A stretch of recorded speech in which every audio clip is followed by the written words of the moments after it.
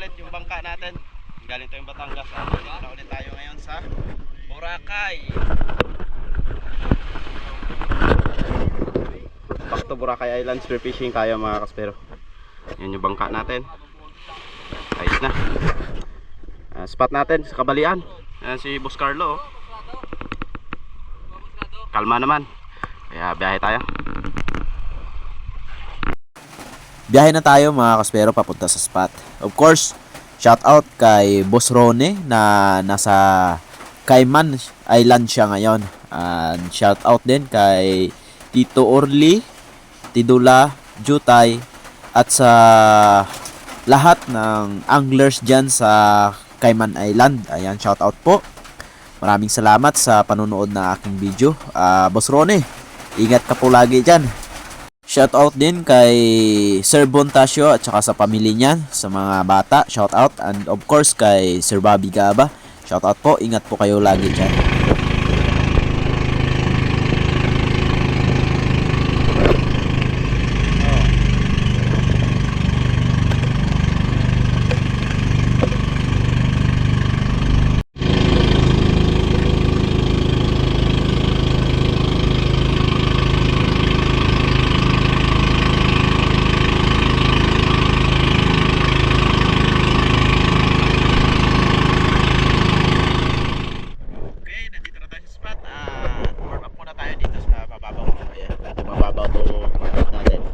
Pagdating doon, medyo malalim.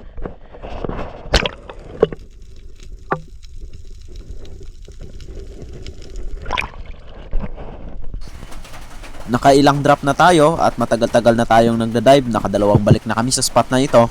Ngunit wala pa rin nagpapakita. Kaya lumawat ako ng konti. At eto, pagka-drop ko, meron agad akong napansin na sumama sa atin. At isa itong green job fish or balaguno. Isa sa napakasarap na isda, lalo na pag sinigang o kaya kilawin mga kaspero. Masarap din ito. At ayan, malakas talaga yung agos kaya tagal niyang makalapit sa atin. At syempre tinapunan natin ng buhangin para lumapit. At ito yung mga nangyari mga kaspero. Sa pool, gitnang gitna yung pagkatama natin dito sa green job fish. At ito yung unang isda natin sa pagpunta natin dito sa spot.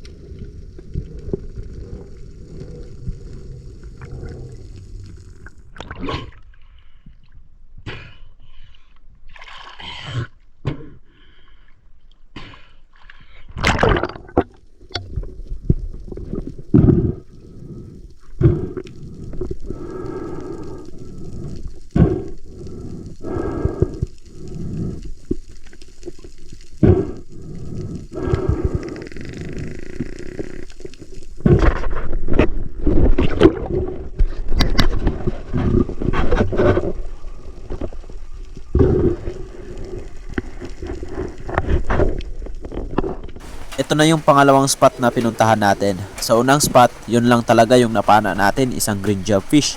Kaya nagdesisyon kami ni Master Danny na lumipat kami ng ibang spot. At dito pagkababa ko, titingnan ko yung paligid. At napakaraming mga bait, yung mga maliliit na unicorn fish at saka yung mga dalagang bukid. At ayan, nung tinignan ko sa gilid, meron din akong napansin dyan na isang surgeon fish or kilalang labahita. Pero yung tawag dito sa amin sa Boracay, isang kumay mga kaspero. Ayun, kung napapansin nyo, yung puting buntot na yun, malaki na yun. Medyo malayo nga lang sa atin at malakas yung agos. Kaya try natin na panain kung tatamaan. At ayun, hinanting ko na mga kaspero. At nung tumapat na sa atin, pinana ko na. Ayun, sa pool naman. Ngunit sa lakas ng agos, hindi tumagos yung isang flapper natin. At makukuha ko na sana yan mga kaspero. Kaso lang hinila ko ng hinila at hanggang sa napunit. Sayang, ito na sana yung pangalawang isda natin. Ngunit okay lang yan. Babawi lang tayo sa next dive natin.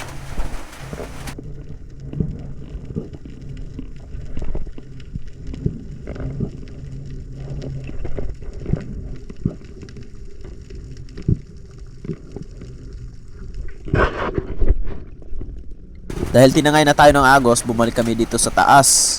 At sinisid ko yung batong ito at meron akong nakitang sweet lips. At kaya eto, papanain na natin. Ayan mga kaspero, tinutukan ko na. At nung kinalapit ko na, ayun, sapul ang buhangin. Hindi tinamaan. Tumingin pa talaga sa atin, oh. Swerte ng sweet lips na to. Okay lang yan, babalikan kita. Hindi rin naman natamaan, kaya okay lang, walang sugat yun. Yung nasugatan, yung buhangin. Sayang, okay lang. Bawi tayo sa nagsisid.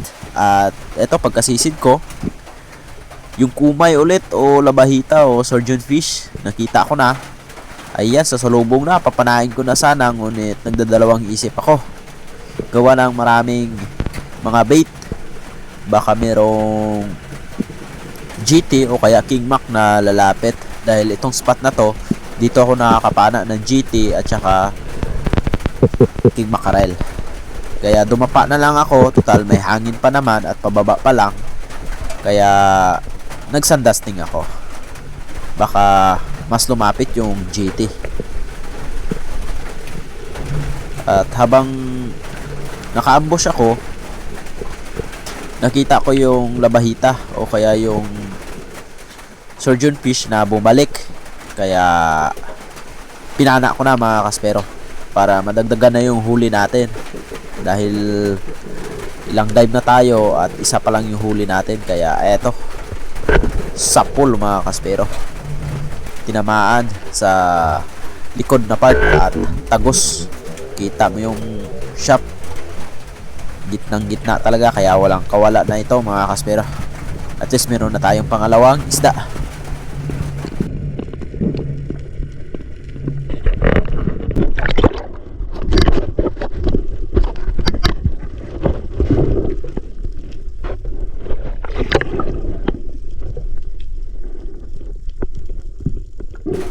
At ito na yung pangatlong spot natin na pinuntahan, kung saan nakakapana din ako ng mga GT dito. Ngunit sa pagkakataong ito, wala talaga akong nakitang GT o Giant Trevally. At yung nagpakita dito, isang unicorn fish o surahan. Kaya ito yung pangatlong isda natin mga kaspero. Talagang hinintay ko siya, gawa ng matagal talaga siyang lumapit. Malakas pa yung agos, kaya ayan, pagtiyagaan na natin. Malaki na itong surahan na ito. Umabot ito ng 2 kilot kalahati at napakataba. Kaya binigay ko yan sa kasama nating anglers kay Candido. Ayan, shout out. Ayan, kaya eto, chance na natin. Kaya yun, sapul, gitnang gitna yung pagkatama at tagos na tagos yung shop natin. At ito na yung pangatlong isda natin. At sa time na to, umuwi na rin kami mga kaspero. Gawa ng wala talagang mahuli at hapon na rin. At yan lang yung nahuli natin. Bali naka 3 piraso ako mga kaspero. At si Master Danny nakapana rin ng isang lapu-lapo. At yan yung huli natin sa araw na ito mga kaspero.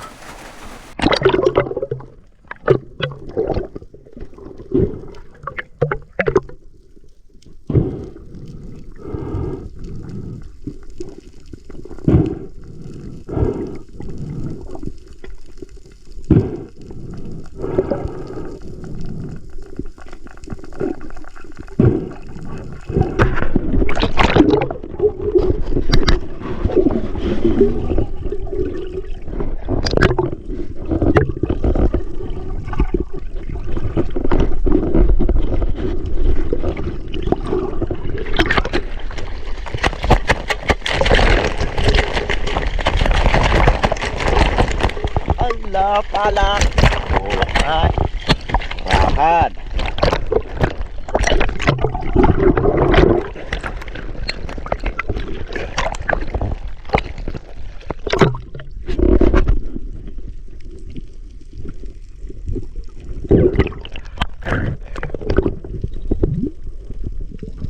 kinabukasan, nag-dive ulit tayo. Dito tayo sa part ng Malay o sa Naasog tawagin. Dito tayo sa may wall at syempre warm up muna tayo. Dito lang tayo sa taas. Meron akong napansin dito na isang snapper. Kaya tinarget ko na mga kaspero. At ito yung nangyari. Medyo nakayoko yung cam natin, ngunit ayun, sapol na sapol, gitnang gitna. At ito yung unang isda natin sa araw na to. Good size na snapper. Ayan oh.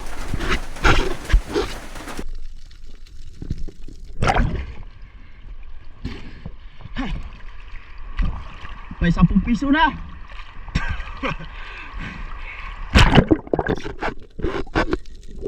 Ito yung pangalawang sisid natin. Dito na tayo sa medyo wall na part. At inopen ko na kaagad yung camera natin in case man na may makita agad tayong isda. At least mabibidyohan agad natin mga kaspero. Pagbaba ko pa lang, nakita ko sa gilid may isang Brasi Trevally mga kaspero. Talagang ang bait niya. Hindi ko napansin ito kasi nakapokus ako doon sa gilid. Diyan mga kaspero, nakapokus ako dyan. Hindi ko napansin na dito pala sa gilid ko. Ayun. Medyo mabilis nga lang kaya umikot ako. Tumalikod ako. Hindi ko na alam kung ano yung posisyon ko. Ayun, umikot talaga. Ngunit nagdesisyon ako na bumalik dito sa unahan gawa ng ayun, may kasama pa pala kaya pinili ko yung mas malaki. Ngunit nung pinili ko yung malaki, sumabay silang dalawa kaya tinamingan ko na pinana mga kaspero, kaya naka-double kill tayo ngayong araw. Ayun. Ayos mga kaspero, dalawang Brasi Trevally. Tagos na tagos hanggang shooting line. Kaya walang kawala. Kahit medyo mababa yung pagkatira natin sa may tiyan, okay lang mga kaspero. Dalawa yan at hindi makakawala. Bali umabot na yan ng 8 kilos yung dalawang piraso mga kaspero. Napakasaya pag nakapana tayo ng 1 shot 2 kill. Ayan no, Brasi Trevally. Kaya nakita ako ni Master Danny at lumapit siya sa atin. Nung hinihila ko siya sa pataas, nakita ko yung pagkatira natin ay napababa nga. Kaya sabi ko kay Master Danny, tusukin niya na lang, wag niya lang tirahin. Kasi pag pinana pa niya, magkakasapa siya ulit. Kaya eto, sinabi ko sa kanya na tusukin na lang para hindi na siya mahirapan magkasa ulit.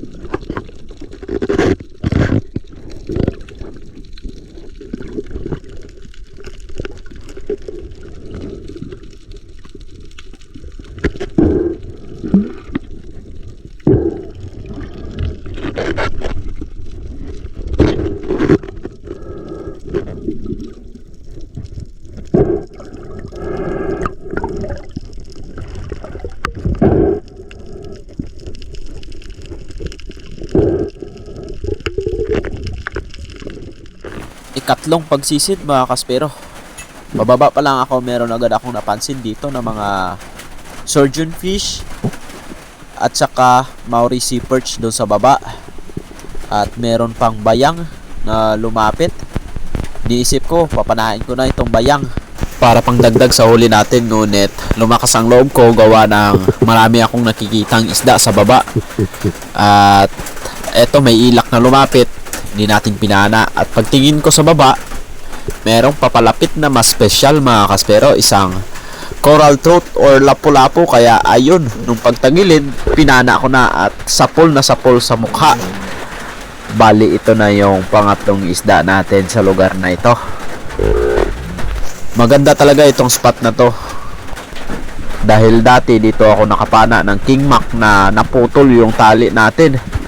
Sa pagdugtong natin ng tali, doon naputol. Sobrang laki talaga yun mga kaspero, yung king mac na yun. Kung napanood nyo sa mga video ko dati, dito yun sa spot na to. Maganda sana itong spot na to, kaso lang lumakas yung alon dito mga kaspero. Ayan, kung napapansin nyo, kalmado pa yan, pero maya lumakas na. At buti na lang nakapana na tayo. At eto, isang special na isda. Babot na ito ng 2.25 kilograms mga kaspero, itong lapu-lapu.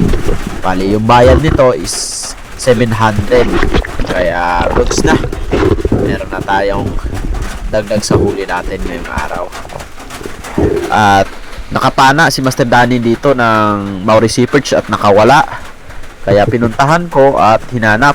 Nung pagkadapa ko dito, titingnan ko yung paligid kung saan banda. At wala akong nakita. Yun pala, nung pagtingin ko sa gilid, nandun yung isang napakalaking marble grouper or lapu-lapu ulit mga kaspero. Ayan, nung paangat ako, nakita ko, nakaharap sa akin. At nung pinana ko, eto yung nangyari mga kaspero. Sapul. At pinasok sa bato. Papasukin niya talaga mga kaspero yung shop natin. Kaya yung ginawa ko, hinila ko ng hila para hindi may pasok yung shaft natin. Baka mahirapan tayo. At sa kasalukuyang nakawala yung grouper natin. Sayang, ito na sana yung pang-apat nating isda. Napakalaking grouper na yon. Umabot na yon ng 10 kilos mga kaspero. Ngunit hindi talaga natin nakuha. Sayang. Dalawang isda yung nakawala natin dito sa spot. At ito, lumakas na talaga. Kaya nagdesisyon na kami ni Master Danny na lumipat ng ibang spot. At Balok-lapo cars. Sino to? Lapos to? Lapos? Tabi ko. Ayop pa ako ito. Lapos di bubuksi. Gabira na pa na bay. Biniratan ako na ni. Pagbiratan ako. Ayop. Lasun. Ha?